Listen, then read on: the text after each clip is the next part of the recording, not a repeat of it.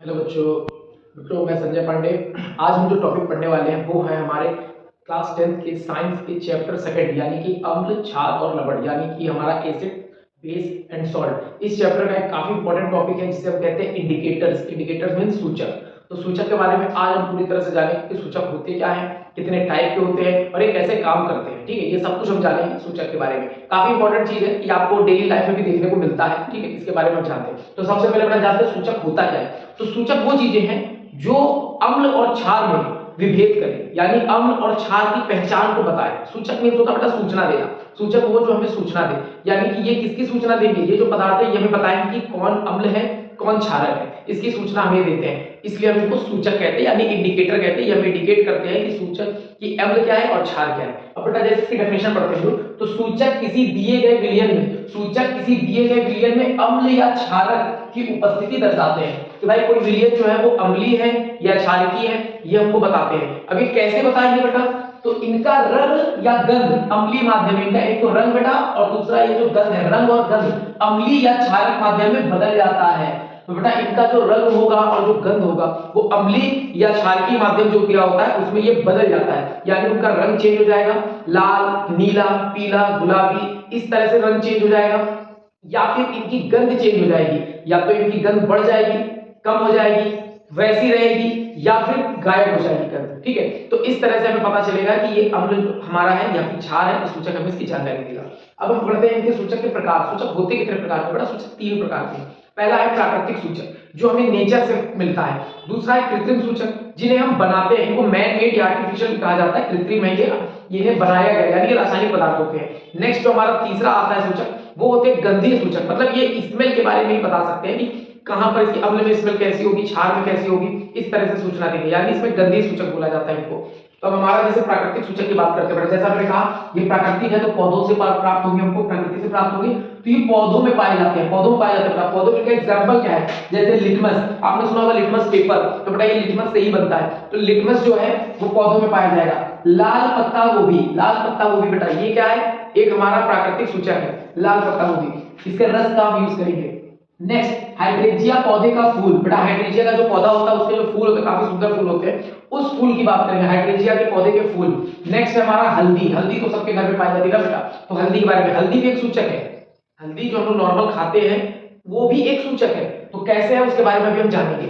Next कृत्रिम सूचक, कृत्रिम सूचक बेटा दूसरा हमारा सूचक है जो कि रासायनिक पदार्थ होते हैं, यानी इनको केमिकल से बनाया जाता है। अब इनका क्या काम है बेटा, जैसे लिखा है ये रासायनिक पदार्थ होते हैं। ये इसमें एक एग्जांपल हमारा मेथिल ऑरेंज, मेथिल ऑरेंज नाम में लगा बेटा ऑरेंज, ठीक है, यानी ये रंग से रिलेटेड कुछ बताएगा, तो मेथिल ऑरेंज। दूसरा है फिनोक्सिलिन, फिनोक्सिलिन बेटा बहुत इंपॉर्टेंट है। फिनोक्सिलिन जितने भी जो आपने सुना होगा कि वहां पर इस शहर में ये मतलब ऑफिसर थे, इन्होंने घूस ली तो इनका यहाँ पर जांच हुई और ऐसे नोटों को पाया गया कि वो रंग में चेंज हो गए।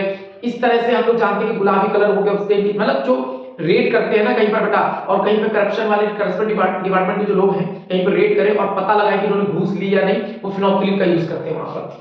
नेक्स्ट गंधीय सूचक, गंधीय सूचक बेटा क्या है? नाम से पता है गंध, स्मेल, ठीक है, इनकी जो स्मेल होगी उससे पता चलेगा। तो इन पदार्थों की गंध अम्लीय या क्षारक माध्यम में बदल जाती है बेटा। इन पदार्थों की जो गंध होती है वो अम्लीय या क्षारक माध्यम में बदल जाती है, तो इन्हें हम गंधीय सूचक कहते हैं। एग्जांपल में आता है बेटा प्याज, प्याज आपको पता ही है प्याज की स्मेल क्या होती है, ठीक है, तो प्याज में भी स्मेल होती है लेकिन ये अम्लीय और क्षारक के माध्यम में चेंज होगी। लौंग का तेल, लौंग के तेल में बड़ा स्मेल होती है, लोग दांत दर्द में लौंग का तेल इस्तेमाल करते हैं, तो लौंग का तेल बेटा ये भी एक गंधीय सूचक होता है। अब ये काम कैसे करते हैं हमारे सूचक, उनके बारे में जान लेते हैं। तो जैसे हमने यहाँ बताया कि ये सूचक की लिस्ट हो गई, ये अम्ल के साथ कैसे रिएक्ट करेगा या अम्ल के साथ क्या आपका चेंजमेंट, क्या चेंज हो रहा है वो हमको बताएगा। नेक्स्ट क्षारक के साथ ये क्या चेंज दिखाएगा, क्या परिवर्तन दिखाएगा वो हम देखेंगे। जैसे हम पहला बात करते हैं सूचक लिटमस पेपर की, तो बेटा जो लिटमस पेपर होता है वो हमारा अम्ल के साथ लाल रंग दिखाएगा। लाल रंग बेटा अगर नीला लिटमस पेपर आप लेते हैं तो उसको लाल में चेंज कर देगा, नीले को लाल में बदल देता है, ये हमारा अम्ल के साथ दिखाएगा। लेकिन जब वही हम लाल लिटमस पेपर लेंगे तो वो क्षारक के साथ नीला हो जाता है, यानी क्षारक के साथ ये नीला कलर दिखाएगा और अम्ल के साथ लाल कलर दिखाएगा, ठीक है बेटा।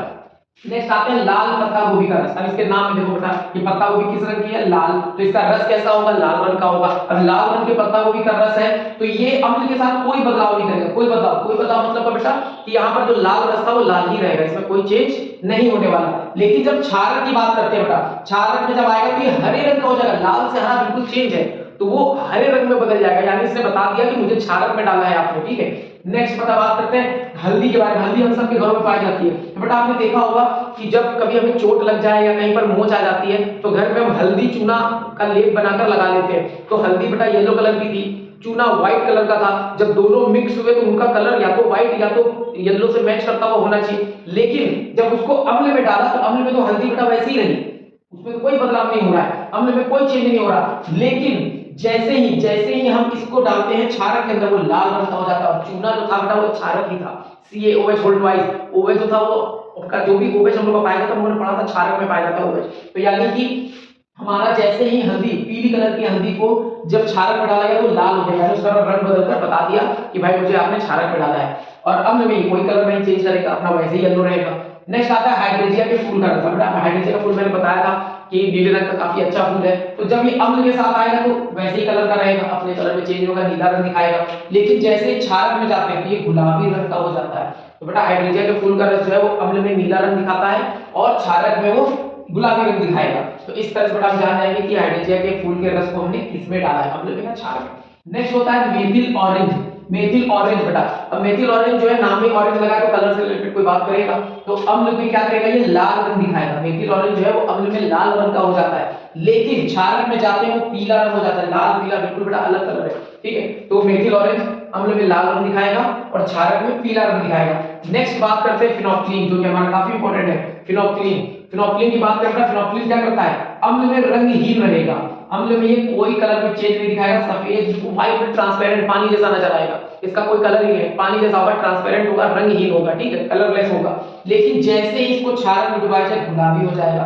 तो बेटा होता क्या है, फिनोक्सिलिन का जो पाउडर होता है उसे नोटों पर लगा दिया जाता है और वही नोट जब कोई घूस के रूप में ले ले या किसी को दिया जाए तो उसके हाथों में उस नोट से वो पाउडर लग जाता है, और जब उस हाथ को जब हम क्षारक में डुबाते हैं तो गुलाबी रंग शो हो जाता है, यानी कि फिनोक्सिलिन जैसे ही क्षारक में आएगा गुलाबी रंग दिखाएगा और पता चल जाता है कि उन्होंने घूस ली थी। तो इस तरह से बेटा करप्शन डिपार्टमेंट क्या करता है, जांच कर लेता है कि आपने घूस लिया नहीं, ठीक है। नेक्स्ट आता है प्याज का रस। प्याज का रस बेटा, प्याज में स्मेल होती है, तो प्याज का रस स्मेल की बात करें तो अम्ल में बहुत तेज स्मेल देता है। प्याज के रस को आप ले बेटा और नींबू में निचोड़ दें, बहुत तेज स्मेल होगी। लेकिन वही जब हम उसको क्षारक में डालेंगे कोई स्मेल गायब। आप उसी प्याज के रस को जरा चूने के पानी में, जो घरों में चूना पाया जाएगा, पान वगैरह खाते होंगे, तो वहां पर बेटा उस चूने के पानी में जरा आप प्याज के रस को डालिएगा, स्मेल गायब हो जाएगी। तो ये काम करता है हमारा क्षारक के साथ। नेक्स्ट आता है वेनिला। वेनिला बेटा आप जानते हैं वेनिला अम्ल के साथ तो समान गंध रखता है, वैसे ही स्मेल होगी जैसे वेनिला की स्मेल होती है, लेकिन जैसे क्षारक में जाएगा उसकी गंध गायब हो जाएगी, मींस क्षारक उसकी स्मेल को गायब कर देगा, पता ही नहीं चलेगा उसमें वेनिला डाला भी था हमने।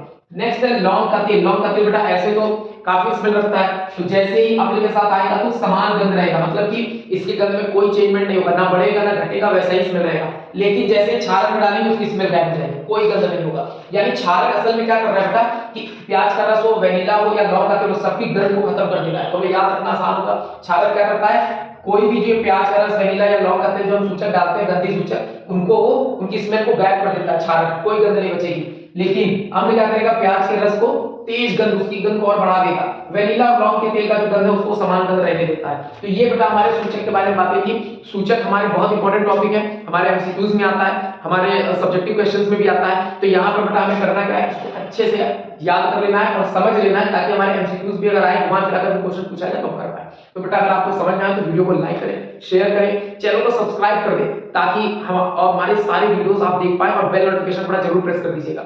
ओके बेटा, thank you so much, have a good day.